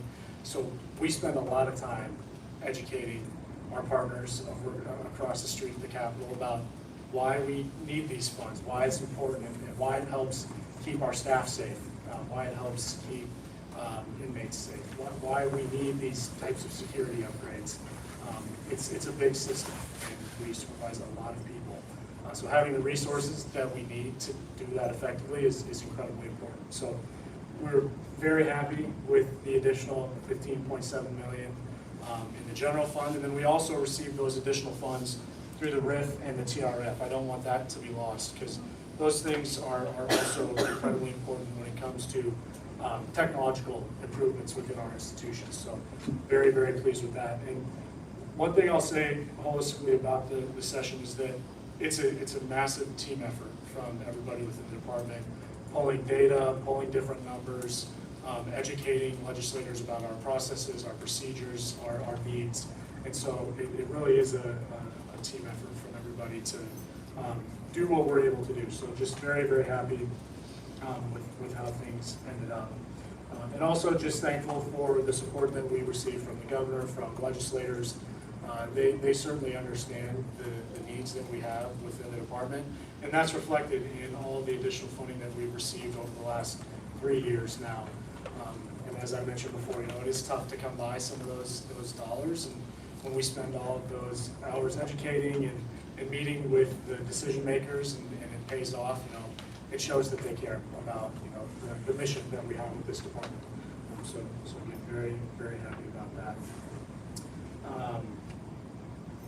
I'll kind of just close out again and saying thank you to everybody who was helpful. Steve, our research department, they do a ton of work throughout the legislative session. We receive just an incredible amount of requests related to policy bills that come up and what those impacts are to maybe the Department of Corrections, right? Is it going to cost us X amount of dollars? Those things take a lot of time and a lot of effort. Sarah and her team aren't here right now, but they play an integral role into our success over at the Capitol as well. I think I covered everybody. It was a very good year. I'll open it up to any questions. Thank you.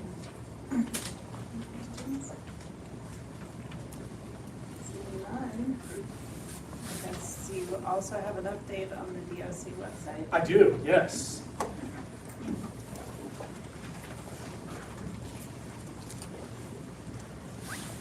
Are you competing?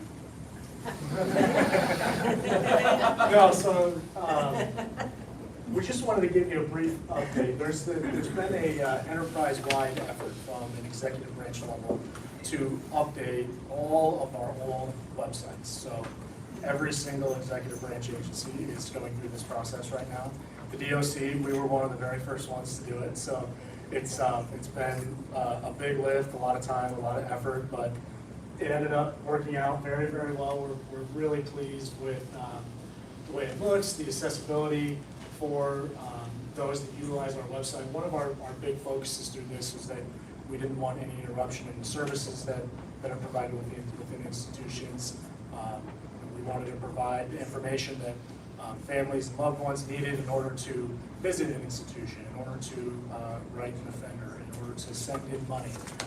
So, a lot of planning went into that, and ensuring that the right information was on there. So we just wanted to make sure that you all had a chance to see it if you haven't.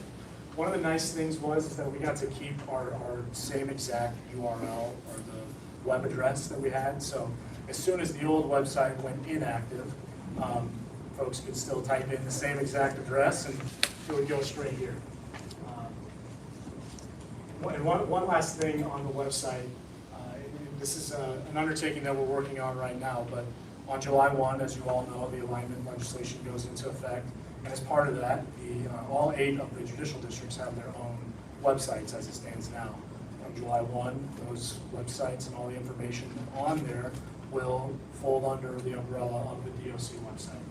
So we have a team of folks internally right now working on ensuring that, again, no interruption to services, everything is seamless, very accessible, and it's working out very well right now. So we're very good. Any questions about the website? Anything I can answer? Rodolfo took a picture on the main page too. Yeah, that's here. That's here at ISP. It's some of our stuff. And I would say huge thanks to both Nick and Joanna that worked. They spent a lot of time working on this website, and it looks really good. So thanks to both of you, because I know you worked really hard on it. So have you had feedback from because this is public too? Yeah, absolutely. So do you have any sense of?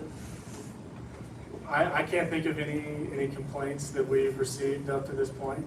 It's been fairly seamless throughout the process.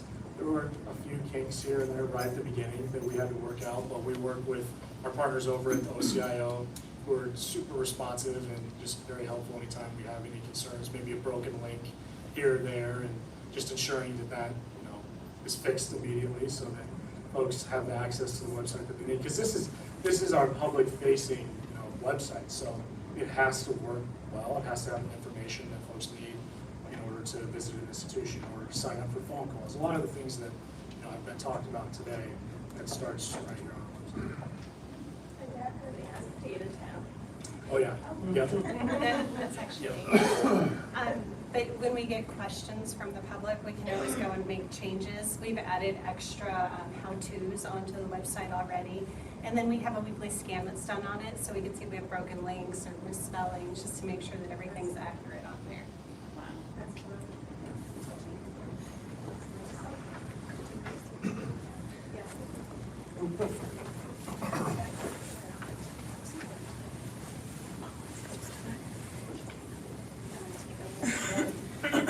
The data tab actually links into an active database, so the information's always accurate at the time that you pull it up.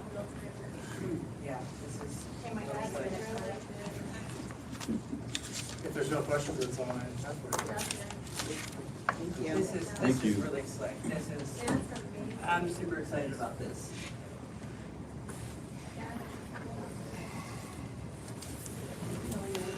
Yep. Right. And before, I don't know if you remember, like on our website, we had, it looked like an Excel like table. And it was kind of small font. It was very difficult to find information. Now you have we have pie charts, we have bar graphs, we have all these information that's more intuitive and easier to follow. Before, it's like these tiny little Excel tables. So this is incredible. This particular page, we only did quarterly updates on the website. Now So it's daily. That's amazing. It's huge. Very proud of that.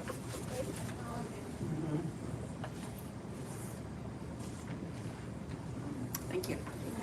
Has to be vanity of other departments. Yes, we are. I think that somebody even said that our website was the best, if I Yeah. remember right. I wish I would have went there, yes. We did. Somebody did say that. They did say that. All Got right. very talented people. We are at the point in the meeting where the board will take public comments. As is our practice, we are willing to listen to all the public comments. However, we will not respond today. We'll make sure that your questions, concerns, any other things go to central office and they will handle that, hopefully by the time we meet again as a board. Yes. I'd like to step to.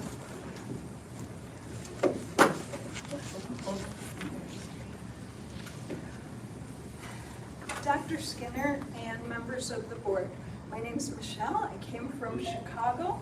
I'm on the board of Midwest Books to Prisoners, and I'm an educator. For the past 6 months, my team and I have written many letters to the Attorney General's office, to the Iowa Department of Corrections, and one letter to you, the board, regarding the MDT.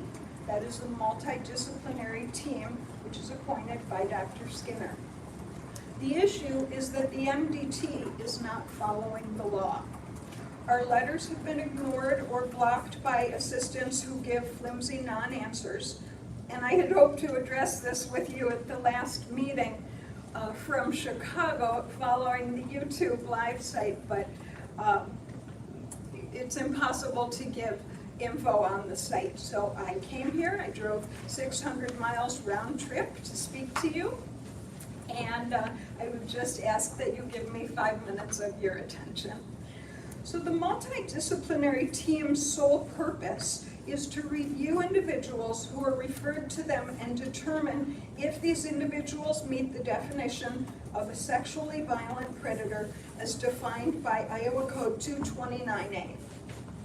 It is not the MDT's job to render any kind of personal opinions or make predictions as to whether a person is likely to commit a crime in the future.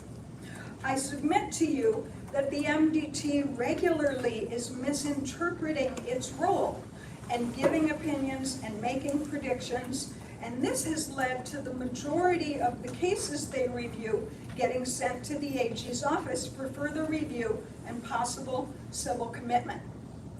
The first sentence of the Iowa Code 229A states that civil commitment is intended to be applied to a very small group of individuals.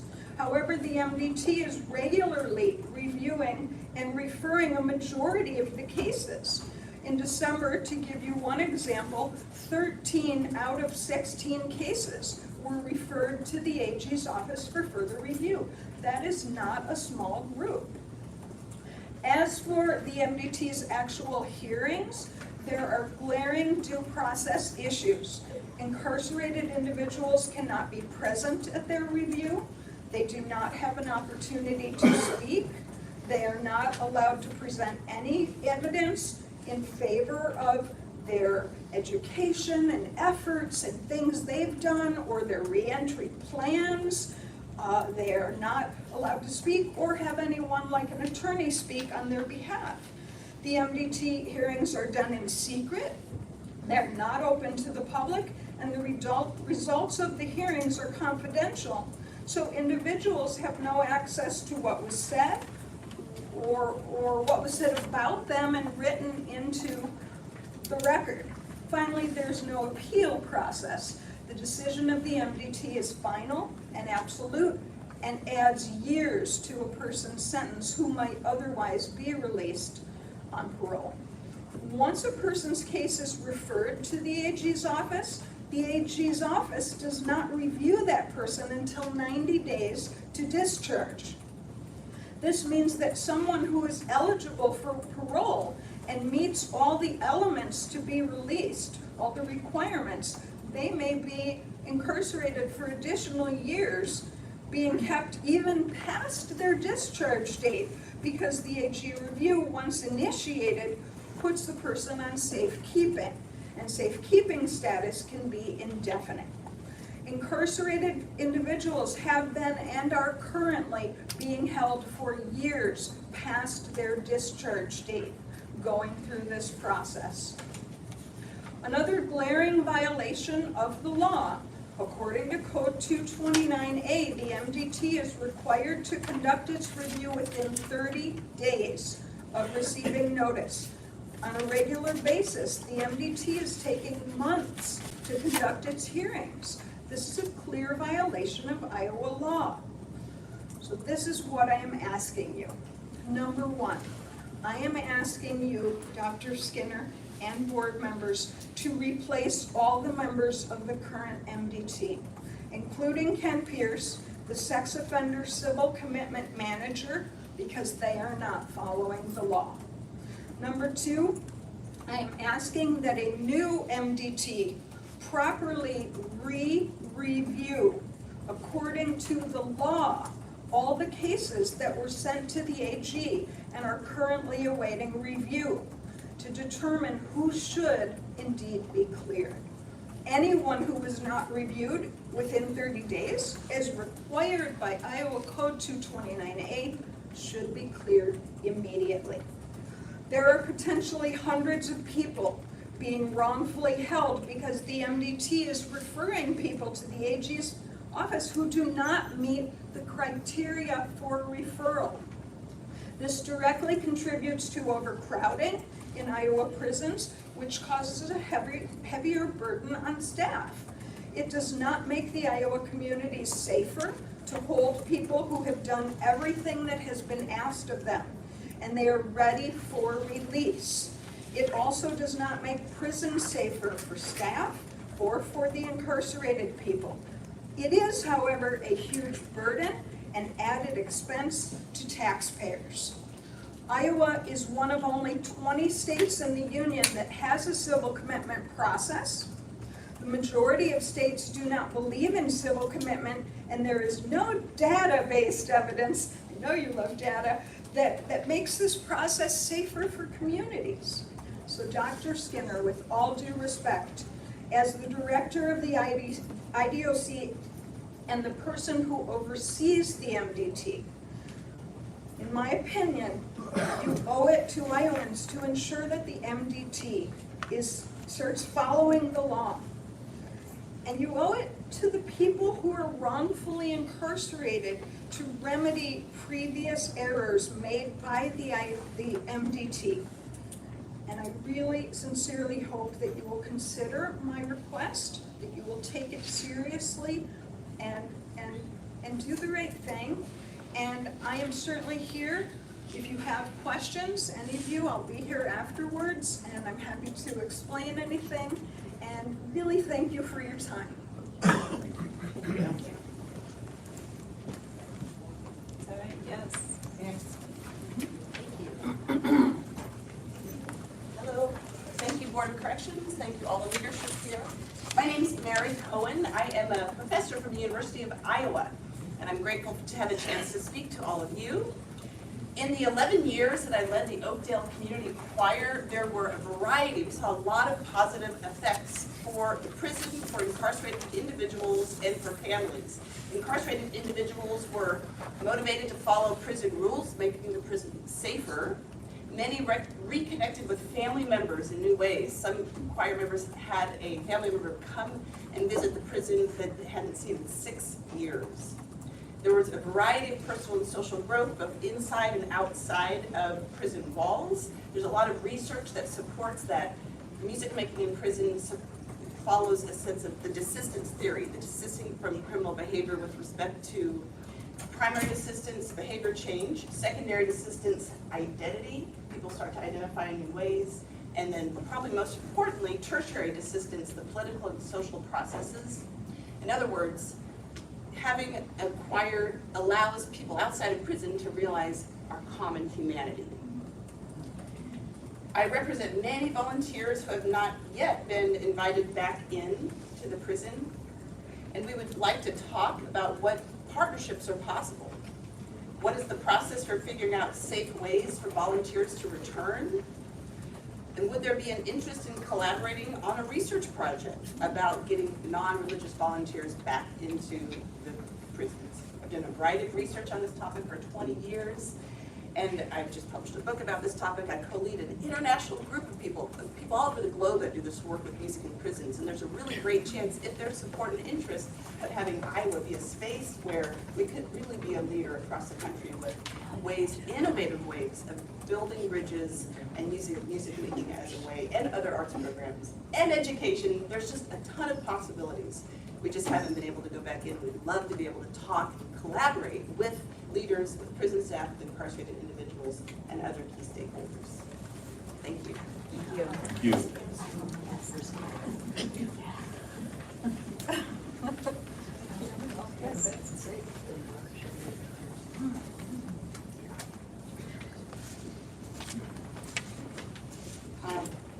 Thank you for letting me speak. My husband is an inmate here, and he was one of the gentlemen that was overdosed with the COVID vaccine. He was very healthy prior to being overdosed. He has had several health issues, and I have called about them. I have called the staff here to check on him. I don't know how many other family members or inmates that have family members to advocate for them, but my husband has me.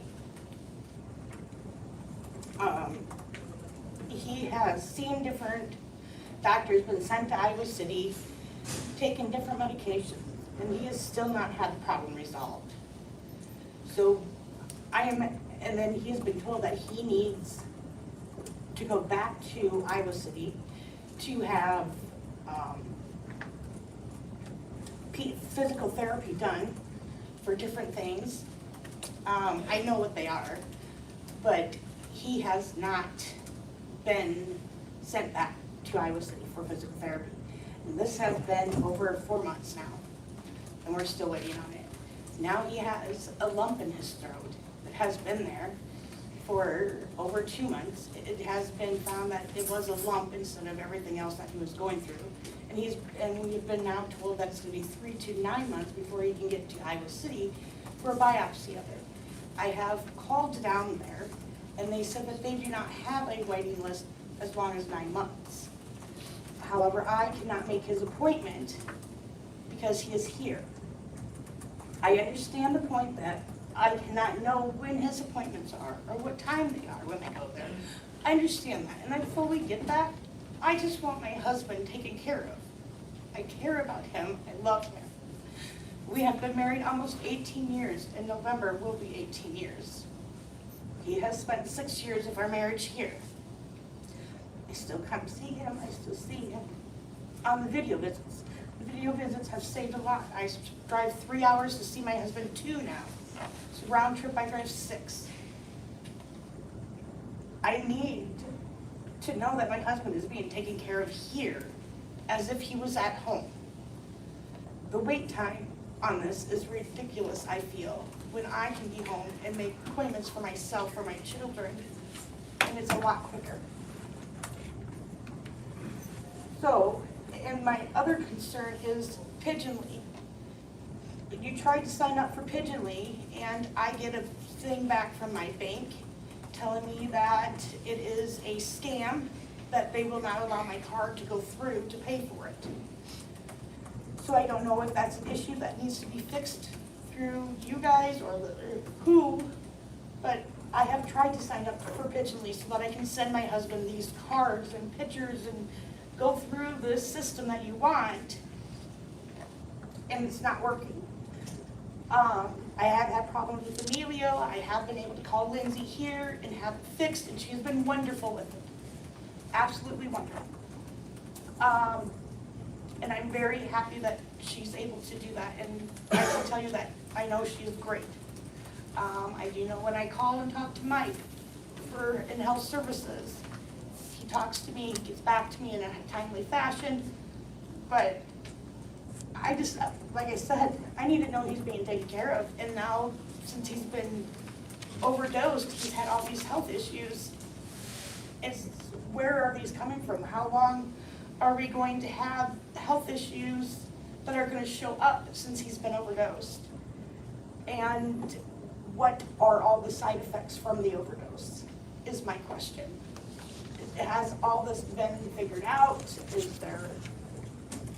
Where are the answers?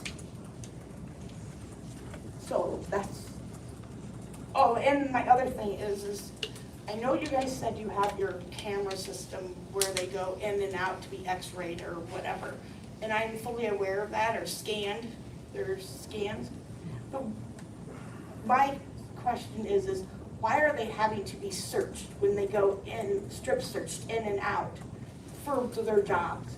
When there's cameras right there watching them at their jobs or before they go to their jobs, and you're putting them through those scanning systems, and then they have to be stripped out in it every time, or when they go to the bathroom, when there's a camera right there watching them go to the bathroom.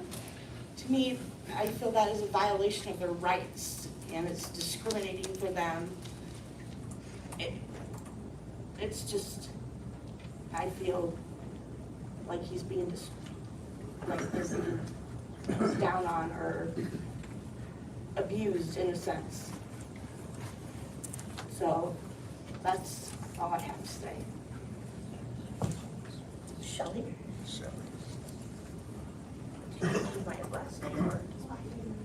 Okay, I did. Oh, sorry. My husband's name is Paul. Okay, can you use it?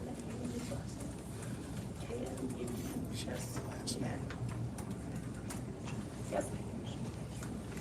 Thank you. Yes.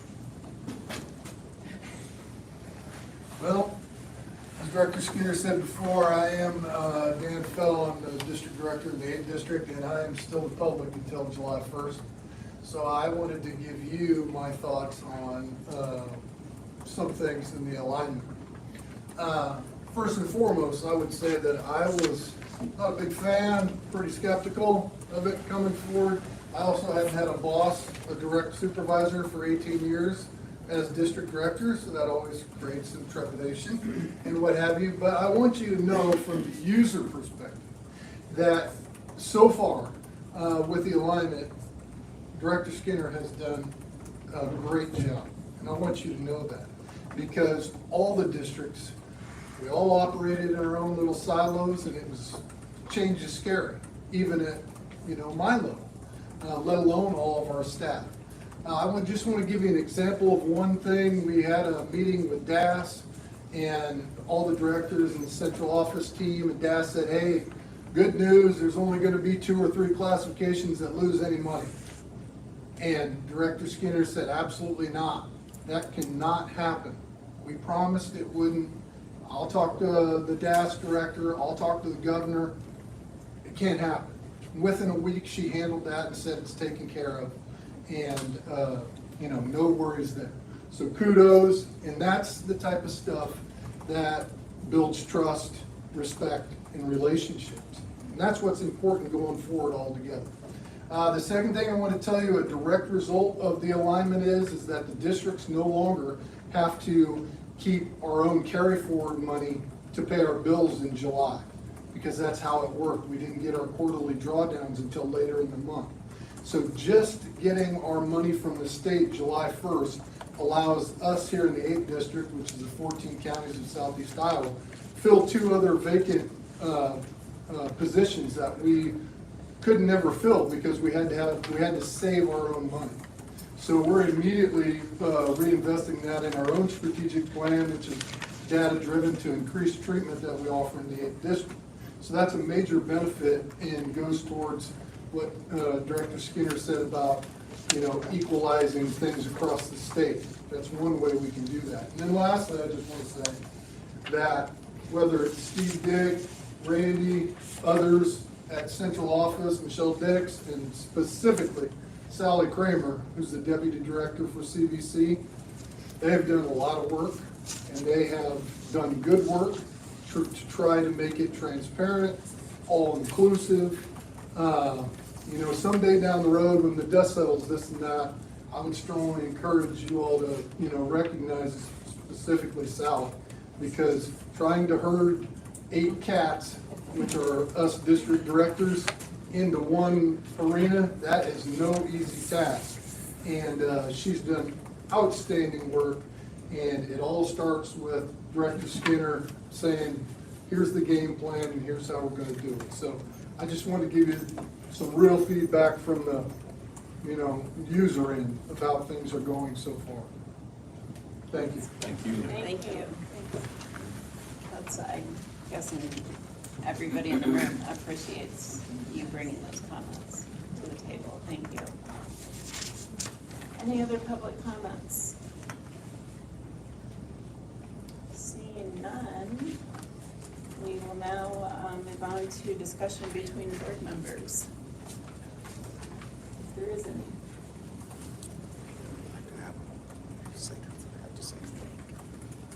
Well, I would say I know you, I knew it, I have confidence in you. this has been the most knowledgeable meeting I've ever been in today. And I'm really taking my hat off to all of you for what you're doing with the merger and everything else. That's awesome. I want to say, you know, the young lady that's retiring, I'm gonna call you a young lady because you're always so nice to me when we're done with these meetings. You're normally at all of them, so we're gonna miss you. And congratulations to you, young lady, for your new job coming up here. July 1st is gonna change some things, so we're gonna be looking forward to helping the department, the inmates and everyone else, and you're doing a wonderful job, Steve, and Randy, and everybody, and Nick, and all the Brian, you know, everybody that we see here all the time. We thank God for you. I always say that because that's me, you know. But I really, today has been something, because I wasn't expecting it to be so formal and so much information, and it's awesome. And it's awesome to hear that you're traveling all the way from Chicago to come and voice your opinion, and we appreciate that, Michelle. And from Iowa Classification Center, we appreciate you all who came, and the wife that came in that talking about her husband. We appreciate those things. And so that's where I'm at today, and I'll do my best to help out with my board member here. And I wanted to say, I know Larry's watching. Larry, we miss you. Dr. Hill, we miss you. And I really wanted to be on the board with you, Larry. So that's my words for today. Thank you. Oh, and I'm happy to be here with the 2 new members of the board. I'm sorry. It's nice to be around educated people too. You got a lawyer and an ex-warden, so thank you. Thank you. I would like to take this opportunity, since there are a few wardens out there,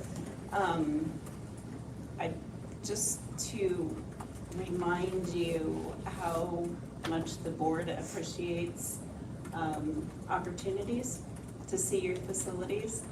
And I know Warden Dunn, you sent out all of the activities for Corrections Week. And it's those kind of things that I think we all live in different parts of the state, so we can't, you know, obviously go to all of them, but if something happens in eastern Iowa, I certainly like to get to them if my schedule allows. So I just kind of want to bring that to the surface again, that it just helps us to see a different aspect of corrections than what we get during the meetings. So thank you if you would consider doing that. All right, not seeing any other discussion, I will call to adjourn the meeting. Thank you, Trent. I'll second it. Now you're looking at me. It has been motioned and seconded. All those in favor of adjourning? Aye.